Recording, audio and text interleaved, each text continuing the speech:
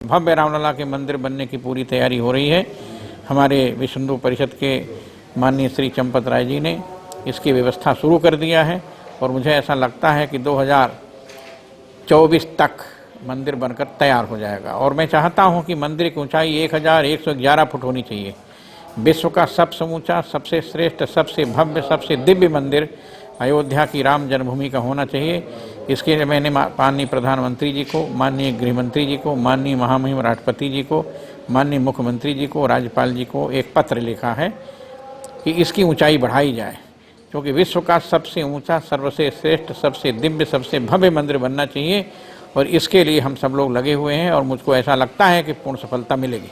क्यों किया था कि यदि सुप्रीम कोर्ट का निर्णय आता है तो विश्व का सबसे ऊंचा, सबसे श्रेष्ठ, सबसे दिव्य, सबसे भव्य मंदिर का निर्माण होगा। और मुझे ऐसा लगता है कि मेरी मांग को स्वीकार करेंगे। और हमारे देश के संतों ने निर्णय लिया था कि जब हमको पूर्ण सफलता मिल जाए, जब सुप्रीम कोर्ट का आदेश आ जाए, तो हम विश्व का सबसे ऊंचा, सबसे भव्य मंदिर बनाना चाहते हैं। इसके लिए मैंने घोषणा किया है 1111 फुट ऊंचा मंदिर होना चाहिए।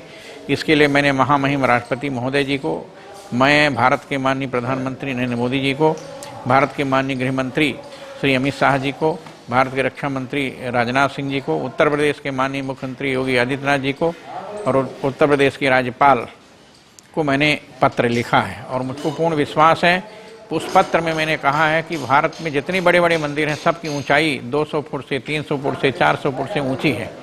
आजकल तो 40-40 मंजिला मकान बन रहे हैं और अयोध्या में बहुत ऐसे मंदिर हैं जो जिनकी ऊंचाई 200 फुट है और अयोध्या की प्रस्तावित मंदिर की ऊंचाई केवल 128 फुट है। एक ऐसे, इसलिए मैं चाहता हूं कि अयोध्या का जो भव्य रामलला का मंदिर बने वो दिल्ली से दिखाई दे, इस्लामाबाद से दिखाई दे, कराची से दिखाई दे, काठमांडू से दिखाई दे, कोलंबो से दिखाई दे, कलकत्ता से दिखाई दे। ऐसा भव्य मंदिर बनना चाहिए जो विश्व का सबसे ऊंचा, सबसे श्रेष्ठ, सबसे दिव्य और सबसे मंदिर हो, सबसे भव्य हो। बाबरी मस्जिद तो थी ही नहीं। मैंने तो हाई कोर्ट में गवाही दिया था कि बाबरी मस्जिद नाम की कोई चीज़ अयोध्या में थी ही नहीं, इसलिए कि बाबर के नाम पर अयोध्या में कोई चिन्ह नहीं है, कोई गली नहीं, कोई मोहल्ला नहीं, कोई घाट नहीं। बाबर के नाम पर कोई भी न थाना है, बाबर के नाम पर न चौकी है, बाबर के नाम पर कोई जिला नहीं, कोई गांव नहीं, कोई गली नहीं, कोई मोहल्ला नहीं। अयोध्या में सब भगवान राम के नाम पर है, इसलिए राम की नगरी है, इसलिए राम के चिन्ह अयोध्या में मिले। नाम से अयोध्या या हिंदुस्तान में होना चाहिए? नहीं होना चाहिए। बाबर विदेशी था, आक्रांता था। बाबर के नाम पर भारत में कहीं कुछ भी नहीं होना चाहिए, मेरी मांग है। बाबर ने इस देश को लूटा, लूटकर चला गया।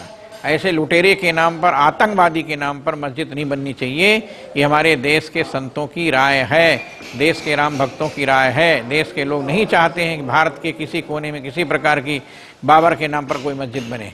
मंदिर बने राम के नाम पर, यदि मस्जिद बने तो खुदा के नाम पर बने, अल्लाह के नाम पर बने, इस्लाम के नाम पर बने, लेकिन आतंकवादी के नाम पर कहीं भी मस्जिद का निर्माण नहीं होना चाहिए। मेरा कहना ये अच्छी मांग है।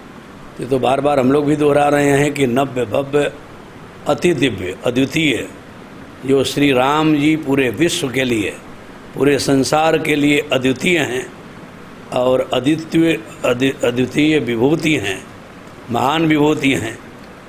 उनका मंदिर भी जो इतने दिनों से लंबित चला रहा था, माननीय सुप्रीम कोर्ट के डायरेक्शन के द्वारा जो एक बल दिया गया और पूरा निर्विवाद कर दिया गया कि वो पूरे परिसर में अन्य कुछ भी न बने, केवल नव्य भव्य श्री राम जन्मभूमि मंदिर का निर्माण हो, तो उसमें नव्यता, भव्यता और ऊंचाई की मापदंड, तो मैं इंजीनियर नहीं हूँ, वो इंजीनियरों का मापदंड है और नव्य भव्य होना चाहिए।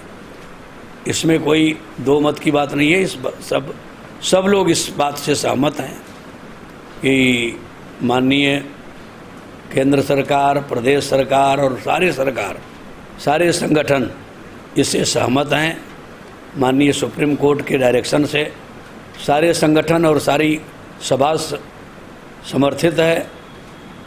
मैं भी इस शुभकामना के साथ में हूँ कि नव्य भव्य मंदिर का निर्माण हो और ऐसा अद्वितीय मंदिर बने जो पूरे वर्ल्ड में एक वन पीस के रूप में हो, जो जिसके दर्शन करने के लिए केवल देश ही नहीं पूरे विश्व के लोग आवें और दर्शन करके ये महसूस करें कि ऐसा मंदिर हम अपने जीवन में अन्य कहीं भी नहीं देखे हैं।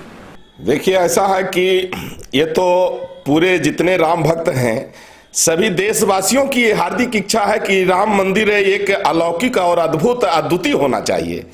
लेकिन रह गई बात कि विश्व हिंदू परिषद जो है मृदा परीक्षण कराने के बाद में वो उसको इस तरह से निर्माण कराना चाहता है कि काफी दिनों तक वो टिकाऊ कैसे रहे।